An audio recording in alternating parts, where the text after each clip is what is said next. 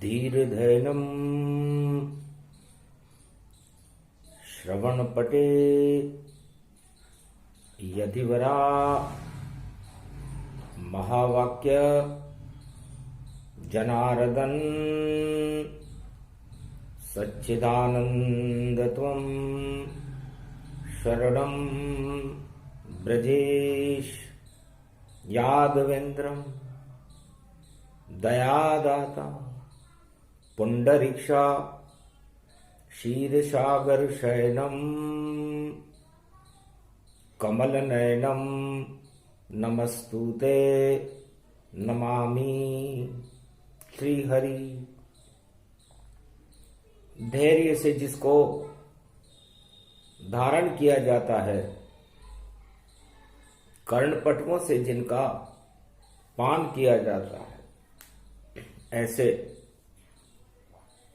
सच्चिदानंद भगवान श्री यादवेंद्र सरकार को मैं नित्य ही चिंतन करता हूँ, नमन करता हूँ। जिनको नमन करने से मंगल आदि मंगल तो हो ही जाते हैं, साथ ही में बहुत बड़ा बल मिलता है मनुष्य। वाणी ब्रह्माणी करो वाणी पर नितवास, राम कथा वर्णन करूं पूर्ण कर्मा।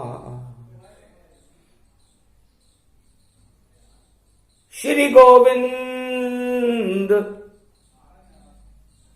नंद के नंदन, वाणी करे आपको वंदन।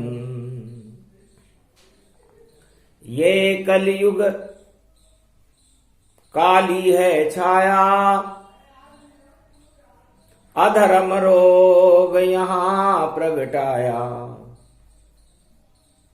कैसे नाश इसका हो आगे, भारत भाग कैसे अब जागे।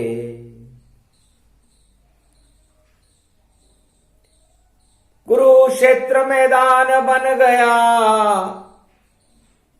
और देखो ये सारा संसार। कलयुग की काली माँ है, इसमें रोगों की छाई भरमार। कैसे हटाओगे श्री कृष्ण अब की बार कल की अवतार।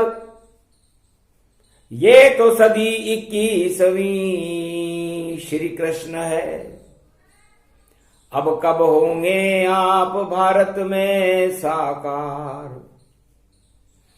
रोगों की भरमार है, रोम रोम में रोग, और भोगों में सारा जग फंसा। नहीं यहां कोई योग। आप योगेश्वर श्री कृष्ण वाणी में भगवान कृष्ण का आह्वान करते ही श्री कृष्ण बोले, सुन धनंजय, और सारथी तेरा बना। आज तक चारों युगों में सारथी में नहीं बना। हे धनंजय अर्जुन, मैं तेरा सारथी बन गया। आज तक मैंने जितने भी अवतार लिए, मेरे रथ के सारथी अलग होते हैं। चाहे मैंने रामा अवतार लिया, चाहे मैंने कृष्ण अवतार लिया, लेकिन मैं आज मेरे ही रथ का सारथी बन गया, और मेरी आत्मा को मैंने अर्जुन बना लिया। है धनंजय, इस पंच तत्व की देह को देखो। इस पंच तत्व की देह के अंदर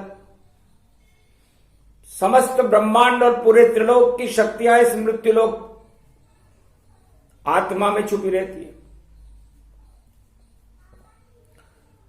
और इस पंच तत्व में 5 ज्ञानेंद्रियां होती हैं और 5 कर्मेंद्रियां होती हैं। तो जब ज्ञान और कर्म का संतुलन स्थापित हो जाता है, उसे गीता कहते हैं। तो 5 ज्ञानेंद्रियों को पांडव जानो और आत्मा बनी कुरुक्षेत्र, और 10 इंद्रियों में देखो भोग फैला सर्वत्र। और जो 10 इंद्रियां हैं ये कौरवों के समान है। समस्त कुरीतियां और अधर्म, सारा जहर इन इंद्रियों में भरा रहता है। 8 तरह के मद भरे रहते हैं और ये 10 इंद्रियां मदान्ध हो जाती हैं और मदान्ध होकर के और ये इस आत्मा को कुरुक्षेत्र का मैदान बना देती है। और कुरुक्षेत्र का मैदान जब आत्मा बन जाती है तो धर्म क्षेत्र वहां से समाप्त हो जाता है और ज्ञानेंद्रियां भोग की ओर आकर्षित होने लगती है। तो सत्ता रूपी आत्मा जब बने कुरुक्षेत्र मैदान और भोग वहां पर विष फैलाए तो कैसे धर्म प्रगटान। फिर धर्म कैसे प्रकट हो, क्योंकि ज्ञान इंद्रियां ही 5 हैं पांडव और आत्मा है कुरुक्षेत्र समान, और ज्ञानेंद्रियों का नेतृत्व करती है। और देखो ईश्वर शक्ति महान। तो गीता इसको कहते हैं जो गिरते को लेत उठाए और तरण तारण जो करे जगत में वह गीता कहलाए। भगवान कृष्ण कहने लगे कि मैं खुद परमात्मा बना हुआ हूं और संपूर्ण इस महाभारत कुरुक्षेत्र जंग के मैदान में अधर्म की आत्माएं भी मेरी हैं और धर्म के 5 पांडवों की आत्माएं भी मेरी हैं और उनका नियंत्रण भी मेरे हाथ में है। और मैं सारथी बनकर के खड़ा हुआ हूं कि मैं इस अधर्म को कैसे हटाऊं। इसे गीता कहते हैं। गी का मतलब जो परमात्मा के अंश से छिटक कर इस मृत्युलोक में गिर जाता है वो 84 लाख योनियों में फंस जाता है और फिर वह उठ नहीं पाता। उसे उठाने के लिए चारों युगों में भगवान श्री कृष्ण सारथी बनकर के उस आत्मा का नेतृत्व करते हुए उसे तरण तारण कर देते हैं और बैतरणी नदी से पार कर देते हैं। इसे गीता कहते हैं। गीता एक महाशक्ति है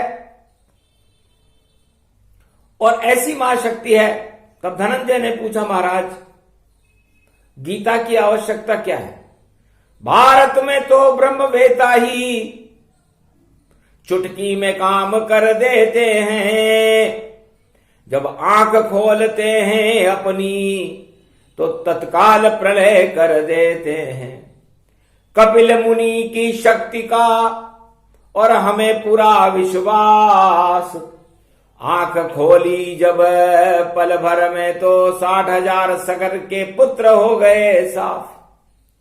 60,000 सगर के पुत्रों को अपनी पलकें खोलकर जो समाप्त कर दे, ऐसी शक्ति भारत में कपिल मुनि की है। और चारों युगों में कपिल मुनि भारत के अंदर कपिल धारा में तपस्यारत रहते हैं। और 14 जनवरी मकर संक्रांति को कपिल धारा खुलती है और उनकी कमंडली में से अमृत निकलता है और उसको स्नान करते हैं। इसे कपिल स्नान, गंगा सागर का स्नान माना जाता है। तो कपिल मुनि की कुंडली और उनके कमंडल के अंदर गंगा का अमृत झरता है और उनके नेत्रों में अग्नि समाहित रहती है।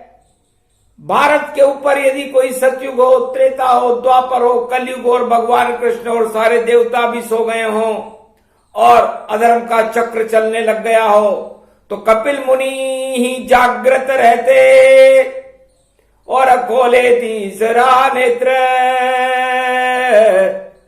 और जब खुलती है उनकी आंखें तो भस्म सगर के पुत्र, 60,000 सगर के पुत्रों को जो ऋषि भारत का ब्रह्मवेता एक पल में समाप्त कर दे, वो क्या नहीं कर सकता।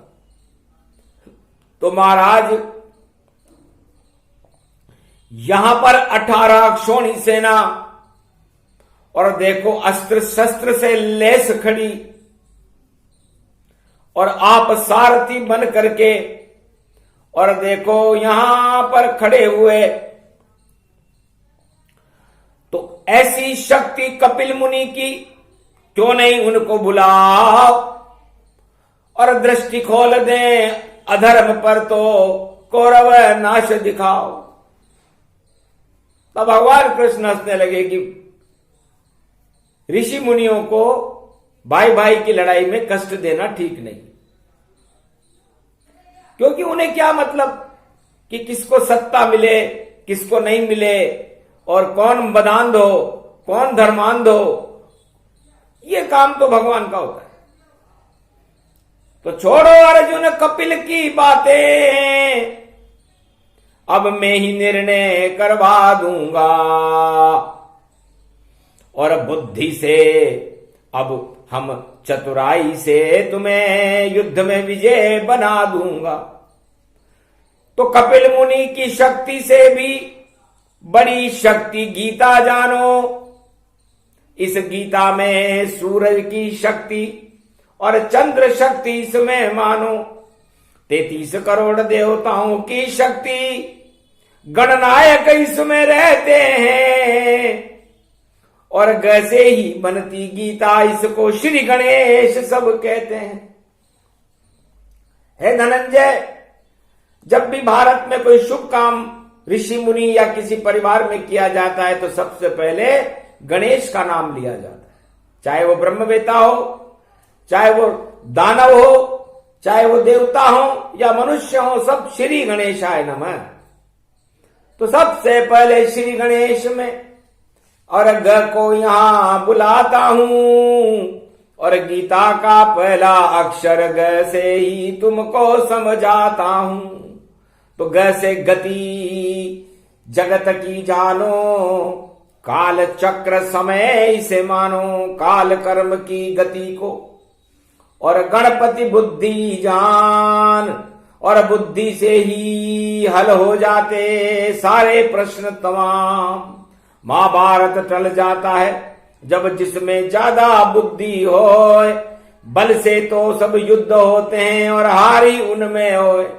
बल से और ताकत से तो युद्ध लड़े जाते हैं और बुद्धि से निर्णय किया जाता है।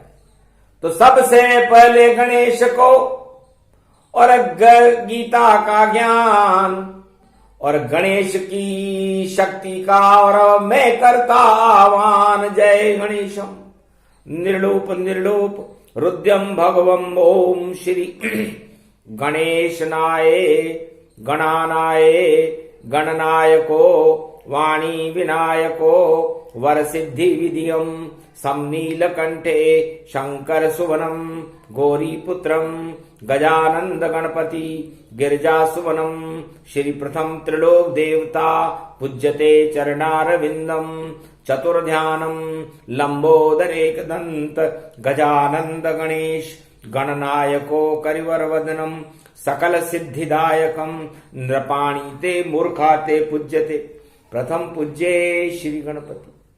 ये गणेश है, इनकी प्रथम वंदना और प्रथम पूजा करने से सारे क्लेश हट जाते हैं, दुख और दरिद्र का नाश हो जाता है और बुद्धि का प्रागट्य होने लगता है। जिस तरह जब कोई मनुष्य कुआं खोदता है तो उसमें झरने से मीठा जल अपने आप आने लगता है, उसी तरह गणेश का आह्वान करने के बाद पांचों ज्ञानेंद्रियां सक्रिय हो जाती हैं और उनमें अमृत टपकने लगता है। इसलिए मैं गणेश का गौरवान्वित आह्वान मैंने किया, क्योंकि गणेश हमें शुद्ध बुद्धि दें, हिंसा को टालें, शांति की स्थापना करें, और ये पांचों ज्ञानेंद्रियां चारों युगों में हर मनुष्य के अंदर, जो महाभारत उठता है आत्मा के अंदर, जब हमारी 10 इंद्रियों के अंदर विष भर जाता है, भोग भर जाते हैं, 8 तरह के मद भर जाते हैं, तो उसको नियंत्रण करने के लिए गीता की जरूरत होती है, गणेश की जरूरत होती है, गुरुओं की जरूरत होती है, वो सब ग में विद्यमान रहते हैं। तो हाथी जैसा रूप विशाला और उमा के नंदन शिव के लाला, अरे ये गणपति व्यापक बल वाला, और ये बुद्धि का रूप विशाला। हाथी जैसा विशाल है, और देखो चौड़े कान, और मोटा इनका पेट है, और देखो गणपति भगवान। हे अर्जुन, इन गणेश को देख, कितना विराट स्वरूप है इस ऐरावत हाथी के से बालक का। और इसके वाहन को देख, चूहा कितना छोटा जानो, मूषक इनका वाहन मानो। तो इतना बड़ा जो 33 करोड़ देवताओं का गणनायक है, राजा है, और उस राजा का वाहन कैसा है? चूहे के जैसा है, छोटा सा है। अब बताओ वो राजा 33 करोड़ देवताओं से इस वाहन पर बैठकर संपर्क कैसे करे? बस जो ये विद्या जानता वही गणेश का रूप सर्व सिद्धि दे देते हैं, और देखो गीता स्वरूप। अब मूषक छोटा सा वाहन है, तो हर राजा को भगवान कृष्ण कहते हैं कि चाहे धृतराष्ट्र हो, दुर्योधन हो, रावण हो, हिरण्याकश्यप हो, या कलयुग का कोई भी राजा हो, कितना भी बड़ा हो जाए, 33 करोड़ देवताओं का गणनायक तो बन नहीं सकता। तो हमें गणेश जी से ये शिक्षा लेनी चाहिए अर्जुन, कि आदमी कितना भी बड़ा हो जाए उसे अहंकार हटा देना चाहिए।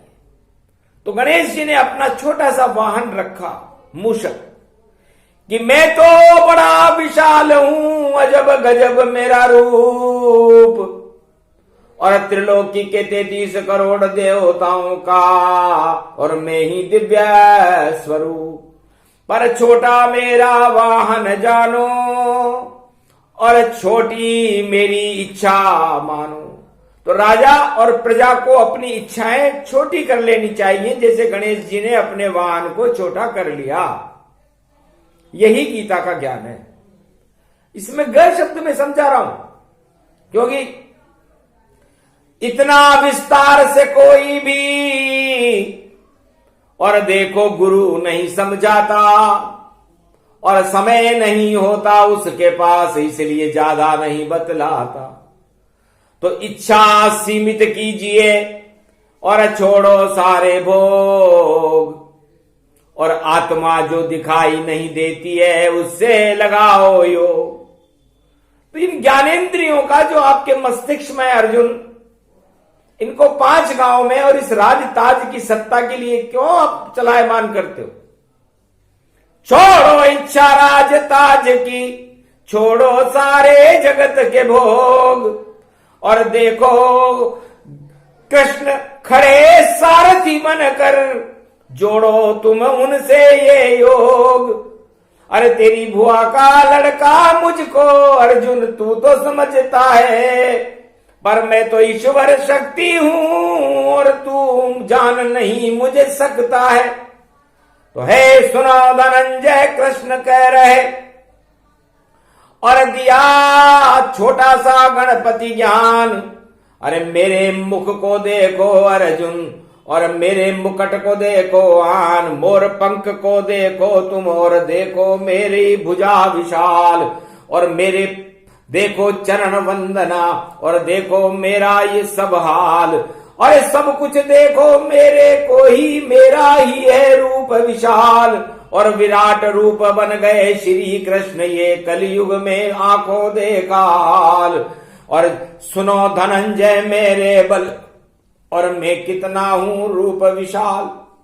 भुजा फड़कने लगी कृष्ण, और होठ हो गए देखो लाल, आंखें तम तम करने लग गई, और देखो चमका भाल विशाल, घुंगर वाले बाल घूम गए उस पे देखो मुकुट विशाल।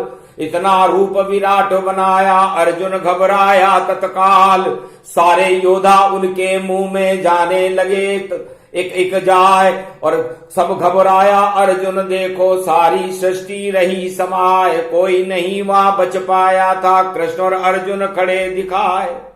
ये विराट रूप जब भगवान कृष्ण ने गीता में गणेश जी का आह्वान करने के बाद अर्जुन को दिखाया तो अर्जुन चकाचौंध दिखा गया कि जिसको लड़का समझता था भुआ का वह तो निकला महाकाल और सारी 18 क्षोणी सेना उसके मुंह में गई विशाल। एक पल में तत्काल देखो वह घटक गया ये सारा हाल। कोई नहीं यहां बचा यहां पर अर्जुन और कृष्ण विशाल। बस इस कुरुक्षेत्र मैदान में सारे योद्धा भगवान कृष्ण के मुंह में समा गए। तब भगवान कृष्ण ने कहा, देखा अर्जुन, इसे कहते हैं गणेश की बुद्धि। जिस सृष्टि की रचना मैं करता हूं, जिस त्रिलोक को मैं बनाता हूं, क्या वह मुझसे बड़ा है? तो जब कोई बड़ा नहीं यहां पर, केवल खड़ा है कृष्ण, वही जगत में बड़ा है, बाकी सारे भस्म। तो केवल इस त्रिलोक में एक ही शक्ति है, ईश्वर शक्ति, वो बड़ी होती है, बाकी सब छोटे होते हैं। और उस बड़प्पन को मैं आज सारथी बनकर निभा रहा हूं, कोई राजा बनकर नहीं, चक्रवर्ती सम्राट धृतराष्ट्र बनकर के नहीं।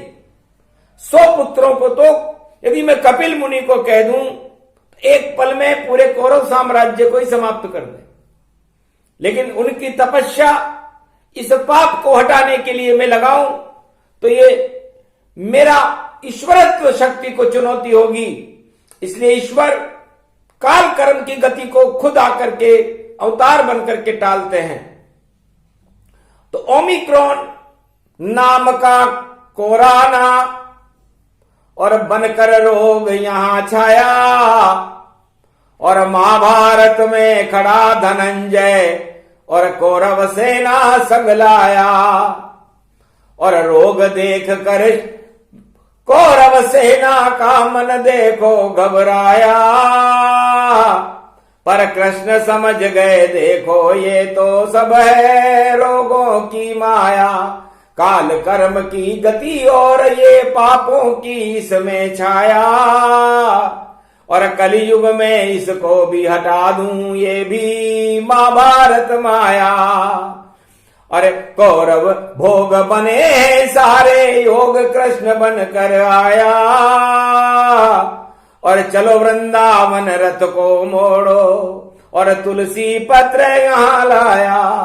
श्री कृष्ण ने अर्जुन के संग और वृंदावन में आए, जमुना तट पर लगी थी तुलसी, दोनों मिलकर खाए। श्री कृष्ण खाने लगे और क्या तुलसी का पान, अर्जुन को भी खिला दिया, इसकी शक्ति महान। कैसा भी ज्वर चढ़े योग में और रोग सब हटवा दे, महाभारत से पहले देखो सभी रोग को हटवा दे। ऐसी शक्ति है तुलसी में, और नाम है वृंदा इसका नाम। पूरा वन 84 कोस में वृंदावन ही इसको मान। हे अर्जुन, मुझे पता था कि ये विदेशी सेनाएं जो महाभारत में कौरव सेना लेकर के आएंगे, उनमें रोग फैले हुए होंगे। तो ये तो मैंने वृंदावन, जब मैं आया ही नहीं था उसके पहले ही मैंने तुलसी वन बना दिया था। तो पूरा तुलसी वन वृंदावन 84 कोस की भूमि है, और कश्मीर से कन्याकुमारी तक और तुलसी तुलसी तुलसी है। जब तक तुलसी है भारत में, रोग को यही हटाती है। कोरोना या ओमिक्रॉन या कैसा भी ज्वर हो, देखो भारत से तुलसी भगाती है।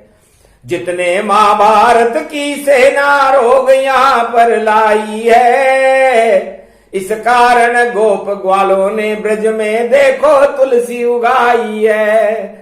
इस तुलसी का पान करो और जमुना गंगा जल चरणामृत पान करो, और अगहन का ये महा पड़ा है, और सोमवार गुणगान करो। जो भी अमृत पान करे तुलसी चरणामृत पान करे, और कोरोना और ओमिक्रॉन का देखो नाश तमाम करे। उसके कोई डेंगू और मलेरिया हो नहीं पावेगा। जो जपे भारत में हरि नाम चरणामृत तुलसी पावेगा। सारी दवा से बड़ी शक्ति है तुलसी अमृत को जानो। महाभारत से पहले अर्जुन तुलसी पान करो मानो। तुलसी का अमृत पान करो। सोमवार का दिन है, तृतीया है और महाभारत में अभी समय बाकी है, इसलिए पहले तुलसी पान करो और इसमें अमृत हो, इसमें देखो शक्ति है और पारद इसमें हो, इसमें पारद की शक्ति होती है और पारद पार ब्रह्म परमेश्वर की दवा है, उनकी दुआ है। इसलिए पारा पारद कृष्ण ही और बेड़ा अपरंपार, कोई न पाए पार उनका वही कृष्ण अवतार। तो ये कलयुग की शक्ति है, तुलसी बड़ी ही जान। घर घर में तुलसी का पौधा रखो अर्जुन होए कल्याण। तो है भारतवासियों, आप घर घर में तुलसी के पौधे लगा दो। कैसा भी अणु अस्त्र हो त्रिलोक का, तुलसी पानी कर देती है। और कपिल मुनि के आश्रम पर ये देखो तुलसी रहती है। कपिल धारा जब खुलती है तुलसी अमृत उसको मानो।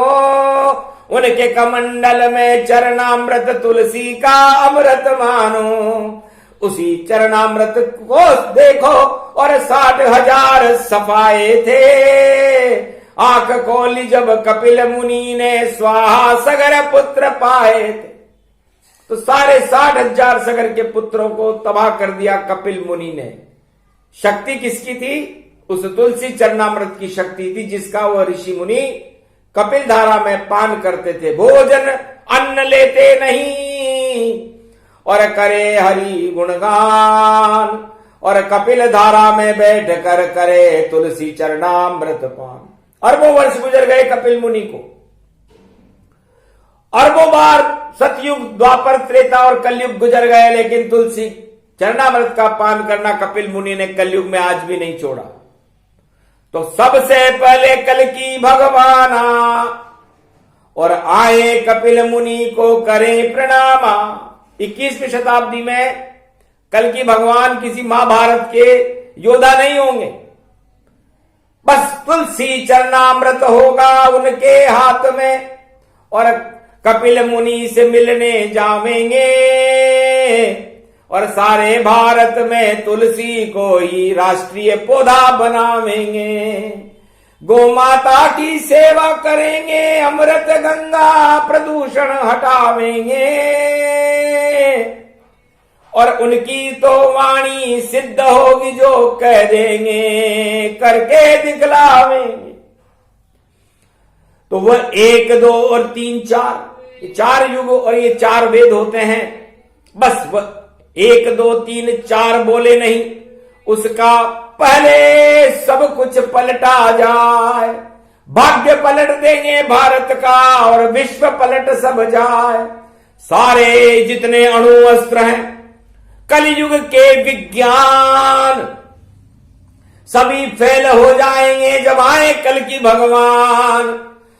21वीं शताब्दी में भारत में महाभारत नहीं हो, नहीं कोई अणु अस्त्र चलेगा, सारे पानी हो। जैसे 60,000 सगर के पुत्र पानी पानी हो गए, पता नहीं चला उनके अंश में भागीरथ पैदा हुआ था जो गंगा लेकर के आया।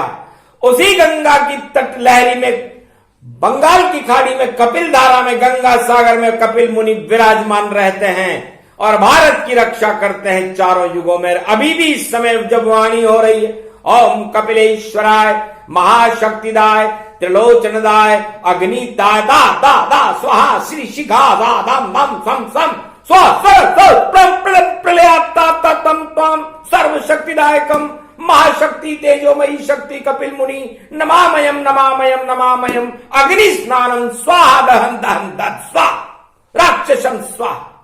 सारे राक्षसों को स्वाहा करने की शक्ति कपिल मुनि में।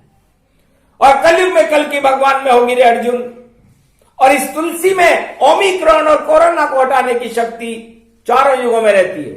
ये तो कलयुग का एक रोग है, भोगों की वजह से आया है और इस भोगों को अंदर ये कौरव सेना फंसी हुई है।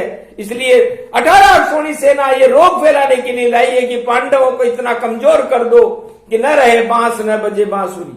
लेकिन कृष्ण की बांसुरी बजी प्रेम की राग, अरे जग गए पांडव बन गए सारथी और श्री कृष्ण तुम्हारे साथ, तो बांसुरी भी रहेगी और रोग न होने पाए। कैसा भी कोरा ना हो उसे गीता देगी भगाए। ये तुलसी शक्ति बड़ी और ये गणपति भगवान, अरे पहला अक्षर बोला था और दिया यज्ञ का ज्ञान। इसको गीता कहते हैं और समझ न पावे कोई, श्री कृष्ण के मुख में गीता अमृतमय ये होए। वहां कृष्ण नहीं रहता है, वहां निराकार स्वरूप, अरे जगत गुरु भगवान का, और देखो दिव्य ये रूप। भगवान श्री कृष्ण निराकार ज्योति स्वरूप गोवर्धन गिरधारी श्री कृष्ण इस गीता को अपनी आत्मा में सुरक्षित रखते हैं और इससे बड़ा कोई भी मानव अमृत है ही नहीं। जब भी संसार में हिंसक शक्तियां अणुबमों की बातें करती है, युद्ध की बातें करती है और घमासान जंग ऐलान की बातें करती है और इस मृत्युलोक को अशांत बनाने की बातें करती है, तो भगवान कृष्ण इस शांति के अमृत को अपने मुखार बिंद से प्रकट करते हैं, उसे गीता कहते हैं। और ये गीता का अमृत और ये तुलसी की शक्ति, ये वृंदावन का सर्वशक्ति वृंदा शक्ति, ये भारत का एक भविष्य है, उज्जवल भविष्य है और इस भविष्य को कोई नष्ट नहीं कर सकता चारों युगों में। जब तक गंगा जमुना कृष्ण और बांसुरी हो, अमृत इसमें तुलसी है और भारत क्षय नहीं हो, भारत विजय होएगा। भारत पांडव जान और विश्व की सारी सेना कौरव उनको मान। कौरव पांडव युद्ध हो तो सारथी कृष्ण भगवान, विजय पांडवों की होती है चाहे कलयुग हो घमसान। तो इस कलयुग में ये कोरोना और ओमिक्रॉन, इस तुलसी की शक्ति से इस पर वैज्ञानिकों को भी शोध करना चाहिए। पूरा विज्ञान 21वीं शताब्दी में कल की भगवान के नेतृत्व में उनके शिष्य बन जाएंगे और कल की भगवान की अजीब गजीब शक्ति है। ऐसी शक्ति देखी नहीं जो करे राज नहीं ताज और फिर भी सारे जगत के वही बने महाराज।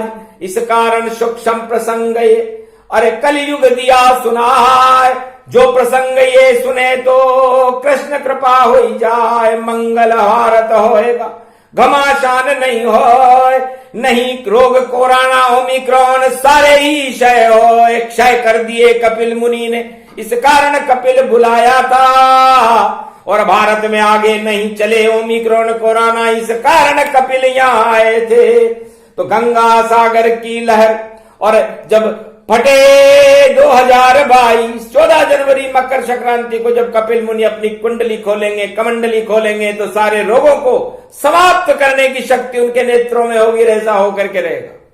न हो तो ईश्वर शक्ति झूठी और देखो हो सकता कभी नहीं। और भारत में जब तक भक्ति रहे, भारत में अमृत बहे यही। गंगा जमुना और सरस्वती में अमृत की बहने लगी धार। और देखो कपिल प्रकट हो गए, कलयुग में प्रकट गए रे कल की अवतार। उनकी जय जयकार करो रे भाई, उनकी ही करो जय जयकार। सारे लोग हटा दे भारत के और भारत में होगा कल की अवतार। यही गीता का ज्ञान है और अमृत दिया लुटाए। अगन मास की तृतीया है और तीनों जगत गुरु आए। भारत का कल्याण हो, विश्व गुरु बन जाए। सारे अणु अस्त्र विज्ञान के पल में प्रलय दिखाए। बोलो जय श्री कृष्ण, जय कपिल मुनि, कपिल भगवान की जय, भारत माता की जय।